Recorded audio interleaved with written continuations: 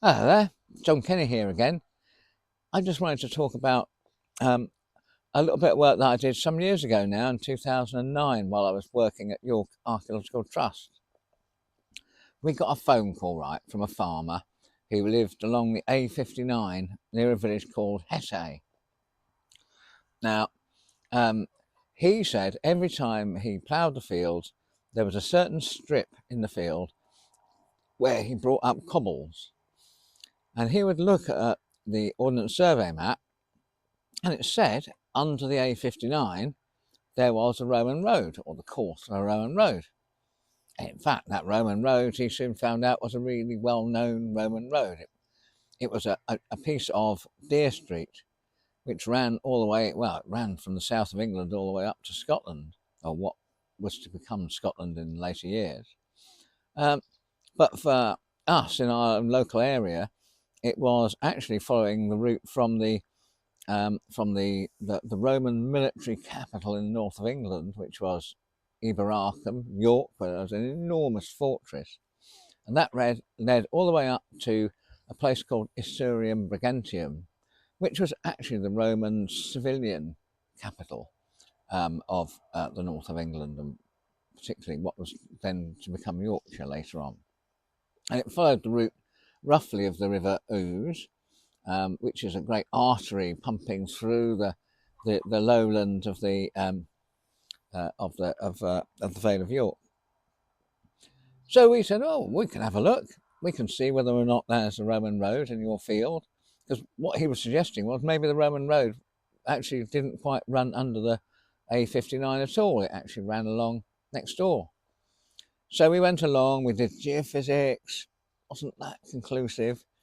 And we said, what we'll do, we'll dig with our community team. We'll dig a long trench across the area where we think this road might be, and see what we can find. And luckily, we did actually find something. Not an awful lot, it has to be said. What we found really was the last remains of cobbles set in clay, but they were in a strip like a road. There just wasn't much left of it. Rather sadly, what had actually happened is that the farmer in his ploughing, every year he pulled up more cobbles, he was actually pulling up a bit more of the road. But we were really delighted. It was great to find this bit of Roman road, even though it wasn't in perfect condition. And it was a great community excavation, a great community get together. We got loads of people together. We had a great time working together.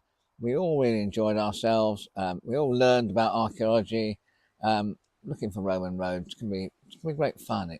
Lots of people enjoy doing it. But what we then found was that there'd been another excavation just up the road. And that excavation just up the road had actually found a point where the road kinked. It actually went off in a different direction. And the reason it kinked, they found, was because it was coming up to a bridge. It was only a bridge over a small river called the Foss.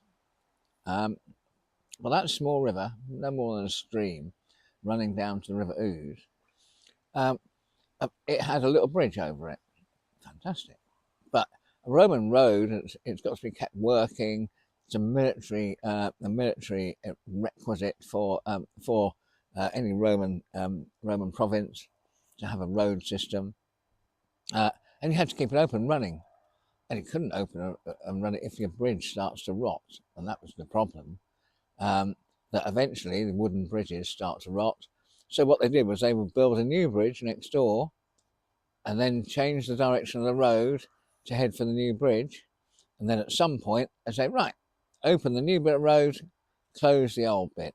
And that's what had happened to the bit they were excavating just a bit further up the road at Carp Vale Fisheries, where they were putting in some new fish ponds. So that then told us that what we were looking at was probably another kink in the road where we were. So we're only a few kilometres apart, but we were looking at a Roman road that was kinking along. It wasn't going in a straight line. We were all taught, Roman roads are all straight. I mean, it kind of is straight in reality, but what happens is it moves just a few meters, a few yards, to the north or to the south. In our case, it moves a bit to the north, and then just carries on going across the next bridge. So what you finish up with is a road that was once upon a time straight, going over two bridges.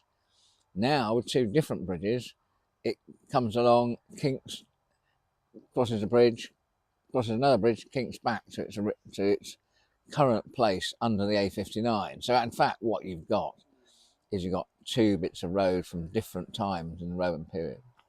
It's really great. I love it. And this was just a wonderful little story from my world of community archaeology. But just look at the people who are doing it and the enjoyment we got by mucking around in the mud, working together on a project. It was absolutely fantastic. And those friendships have carried right on through in the last 15 years of community archaeology around York. If you want to read all this in a bit more, in your own time, I've published it all on Lump in the Ground. So have a look at Lump in the Ground, maybe even subscribe to it. Then you'll get all my other stories, mostly archaeological. Occasionally I'll get into a bit of social history. Most of the time, though, archaeological stories. Every week on a Sunday, go for it. Really recommend it. I would, wouldn't I, because I wrote it. So lovely to see you all. See you next week.